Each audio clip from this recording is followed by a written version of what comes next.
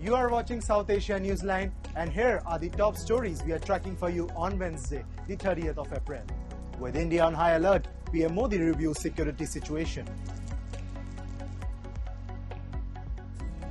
Pakistan fears India planning imminent military strike.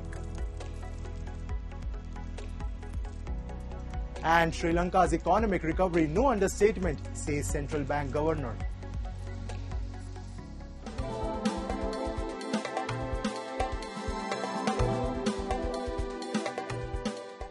And now for all the details. Amid the heightened tension between India and Pakistan, a spree of high-level meetings chaired by Indian Prime Minister Modi continued in New Delhi, reviewing the situation in the aftermath of Pahalgam terror attack. We have a report. As tensions soar between India and Pakistan, Prime Minister Narendra Modi on Wednesday chaired a series of meetings, reviewing the situation in the aftermath of the Pahalgam terror attack. The high-level huddles included meeting of the Cabinet Committee on Political Affairs and the second meeting of the Cabinet Committee on Security. Notably, the Wednesday meeting of the War Cabinet was the second such meeting within a week. Earlier on Tuesday, PM Modi also chaired a high-level huddle with chiefs of all three arms of the armed forces, along with CDS General Anil Chauhan, NSA Ajit Doval and Defence Minister Rajnath Singh. Government sources said the Prime Minister affirmed that it is India's national resolve to deal a crushing blow to terrorism and expressed complete faith and confidence in the professional abilities of the Indian Armed Forces. PM Modi stated that the Indian Armed Forces have complete operational freedom to decide on the mode, targets, and timing of India's response. So it was very clear that he was completely in the brief and in direct communication with his chiefs. And therefore, he did say the mode, that means the mode, the targeting and the response and the timing. Normally, it is said that the message of such things in general are not to be left to generals. But today is the 21st century. They must have faith in the armed forces chiefs. That is why he's made the statement. Meanwhile, India's Foreign Minister S. Jaishankar received calls from various world leaders condemning the April 22 Pahalgam attack. Earlier on Tuesday, he received a call from the Secretary-General of the United Nations, Antonio Guterres, during which Jaishankar conveyed India's resolve of bringing to justice the perpetrators, planners and backers of the last week terror attack. Jaishankar also held telephonic conversation with foreign ministers of several non-permanent members of the United Nations Security Council, conveying India's policy of zero tolerance towards terrorism.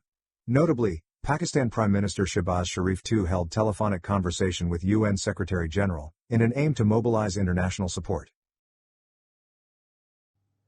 Meanwhile, protesters in Nepal's Janakpur burnt effigy of Pakistan Army Chief Asim Munir on Tuesday as they demonstrated against the Pahalgam terror attack. The April 22 attack killed 26 tourists, including a Nepali national, Sudeep Neopane, who was vacationing along with his family in the Indian Union territory. Chanting anti-Pakistan slogans, the protesters set fire to the effigy of Pak Army Chief Asim Munir in the roadways of Janakpur, marking their anger against Munir for harboring terrorism and targeting people on the basis of their religion.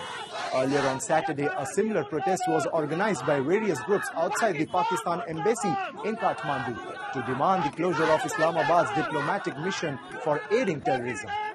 Nepal, a Hindu-majority country which has largely friendly relations with Pakistan, has been witnessing high rage following the terror attack in Pahalgam, where tourists were killed by terrorists of Pakistan-based terror outfit after ascertaining their religious identity.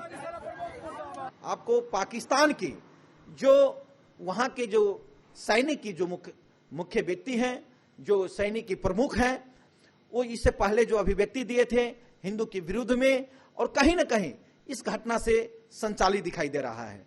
इस कारण से इसमें पाकिस्तान दोषी दिखाई दे रहा है, पाकिस्तान की सरकार दोषी दिखाई दे रहा है और नेपाल भारत की जो संबंध है इसमें खटास लाने की बात कर रहा है। And as cabinet huddle continues in New Delhi, Pakistan has claimed it has credible intelligence that India intends to launch military action soon. In a bizarre emergency press conference post-midnight on Wednesday, Pakistan's information minister Atullah Tarar continued the anti-India rhetoric and said Islamabad has credible intelligence that India may launch a military offensive operation in the next 2 days over its allegations of Pakistan's involvement in the Pahalgam attack.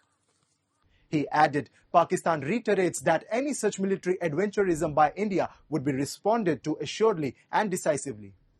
Tarar's bizarre yet expected anti-India rhetoric came hours after Indian Prime Minister Narendra Modi held security review meeting with top military leadership along with NSA Ajit Doval and Defence Minister Rajnath Singh. According to government sources, PM Modi has given the armed forces free hand to decide on the mode, targets and timing of India's military response to the Pahalgam terror attack. Notably, unlike in 2016 and 2019, when India reacted militarily to terror attacks on its security personnel, New Delhi is yet to take any military action. It has, however, taken slew of diplomatic measures, including expulsion of all Pakistani nationals and keeping Indus Water Treaty at abeyance. Moving on, UN human rights experts have strongly criticized Pakistan's counter-terrorism operations in Balochistan, calling out enforced disappearances, repression of activists, and misuse of anti-terror laws. We have a report. UN human rights experts have raised serious concerns about Pakistan's counter-terrorism measures in Balochistan, citing excessive and harmful impacts on human rights. While acknowledging threats posed by armed groups, the experts emphasize that counter-terrorism must comply with international human rights and humanitarian law. They condemned enforced disappearances, urging Pakistan to criminalize the practice and establish independent investigation mechanisms. The experts criticize Pakistan for conflating peaceful activism with terrorism, curbing freedoms of expression, assembly, and association, and repeatedly shutting down internet access in Balochistan. Reports of torture, extrajudicial killings, and reprisals against Baloch Yakjeti committee members and their supporters were also flagged. Concerns were raised over the misuse of Pakistan's Anti-Terrorism Act to target activists, civil servants, students, and human rights defenders. They warned proposed amendments to preventive detention laws and the creation of new internment centers could worsen human rights violations. The experts called for legal reforms, accountability for abuses, and efforts to address root causes of violence, including political exclusion, discrimination, and poor governance.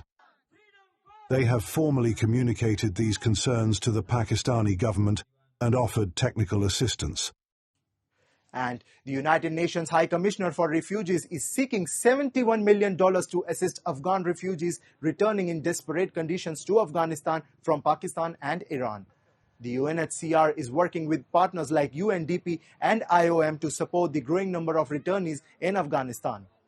Since 2023, more than 3.4 million Afghans have returned or been deported from Pakistan and Iran, including over 1.5 million in 2024 alone. Such mass returns have strained the capacity of many provinces in Afghanistan and exacerbated the risk of further internal displacement. While UNHCR recognizes the many challenges, including economic pressures, facing these countries that have hosted millions of Afghans for decades, a spokesman said that they have also consistently shared their concerns that regardless of their legal status, people forced to return to Afghanistan may encounter serious protection risks. Moving on, Bangladesh Chief Advisor's press aide Shafiqul Alam has said he has not discussed with the United Nations or any other organization the plan to open a humanitarian corridor to send aid in Myanmar's Rakhine. He stated that the interim government also believes that UN-supported humanitarian aid would help stabilize Rakhine and create conditions for the return of the refugees to Myanmar. Given the current conditions, he said, the only viable route for delivering aid to Rakhine is through Bangladesh. Bangladesh agrees in principle to provide logistic support to the transportation of aid through this route, he added. The Rohingya crisis in Bangladesh began in 2017 when over 7 lakh Rohingya Muslims fled persecution and violence in Myanmar's Rakhine state. They sought refuge in Bangladesh, primarily in the Cox's Bazar region, creating one of the world's largest refugee camps and straining local resources and infrastructure. And Sri Lanka's economic recovery may still be ongoing, but this turnaround is no understatement and it is drawing praise at the highest levels. Nandalal Weerasinghe, Governor of Sri Lanka's central bank, has said in the bank's 2024 annual report. Highlighting long overdue reforms and prudent monetary policies, Dr. Weerasinghe said the central bank's actions have helped restore macroeconomic stability and place the country on stronger footing. Reflecting on 2024, he pointed to Sri Lanka's ability to push through painful reforms and still move forward, crediting the central bank's unrelenting commitment to financial sector stability.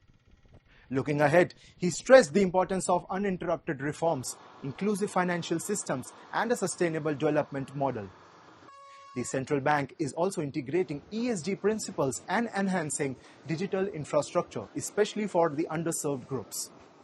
He said, with its 75th anniversary approaching, the message is clear. Sri Lanka must stay the course, avoid complacency, and strengthen its economic governance to ensure lasting prosperity. Well, that's all in tonight's edition. We'll see you same time tomorrow. Good night.